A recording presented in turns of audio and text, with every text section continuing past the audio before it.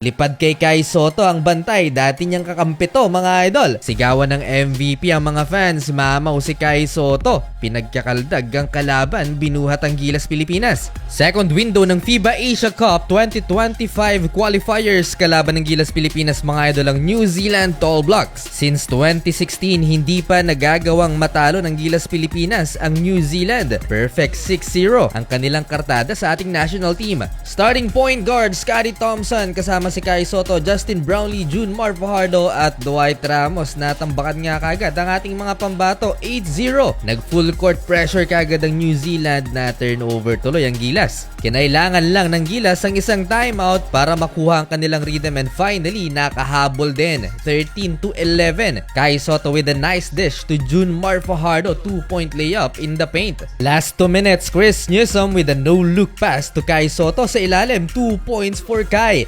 At eto yung sumunod na nangyari, napakagandang pasa mula kay Justin Brownlee, lipad yung bantay ni Kai Sotto. Dating teammate niya yan sa Adelaide 36ers, si Hiram Harris. Napailing na lang doon si Kai Sotto. Last 1 minute, Calvin Oftana na libre, corner pocket 3-pointer, lamang na ang Gilas Pilipinas, 20-18. Pero nagpahabol lang 2-pointer ang kalaban, 22-20, end of first quarter. Second quarter, balik ulit sa 8 points ang inahabol ng Gilas Pilipinas, 28-20. Sumagot si Scottie Thompson, wraparound pass to Junmar Fajardo, 2-point layup.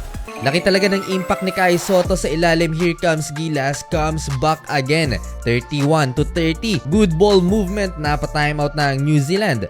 And now, Scottie Thompson taking over with a back-to-back basket for Gilas Pilipinas, lamang na ulit, 35-31. Ang gaganda ng execution ng Gilas Pilipinas. Dwight Ramos nakitang libre si Kai Sotto, 200 slam dunk.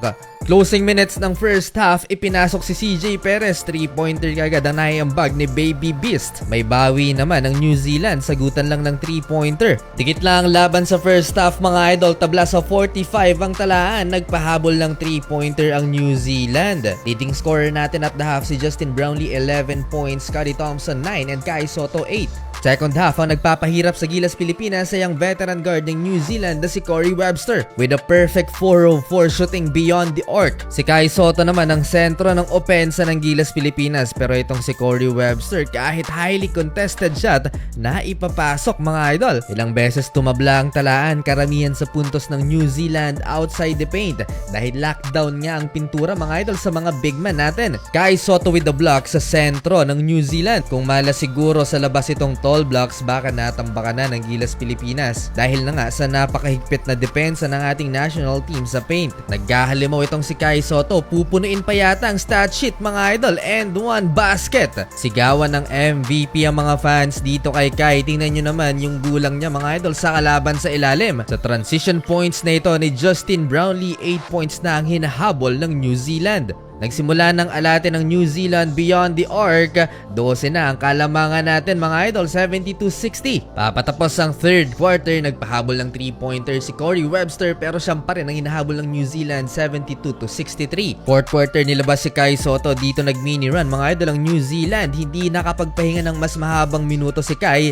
at ipinasok agad. Nice play by Tall Blocks sa possession na ito mga idol, nag-commit si Kai Sotto na libre yung isa. To stop the New Zealand run, Justin Brownlee with an and 1 basket. Sino pa nga bang aasahan ng Gilas sa closeout? Walang iba kundi si JB. Halfway, dikit ulit ang laban, 17 points na si Kai Sotto. May bagong elite duo ang Gilas Pilipinas, Justin Brownlee with the block and Kai Sotto with the dunk. Hindi pa rin totally bumibigay mga idol ang New Zealand, 3-pointer again, kanilang 15 3-pointer. Crunch time, Justin Brownlee with 2 clutch free throws. Last 3 minutes, another 3-pointer by New Zealand, dalawa na lang ang lamang ng Gilas, 84-82. Penalty situation for Gilas Pilipinas, pasok ang 2 free throws ni Dwight Ramos. Again, another field goal by New Zealand. Kapit naman malala ang Gilas mga idol kay Justin Brownlee. 2 free throws again at parehong naipasok yan ni JB. Last 2 minutes, crucial yung naging challenge ng New Zealand pero na-award pa rin sa Gilas ang bola. Entering the last 1 minute mark ng fourth and final quarter, Chris Newsom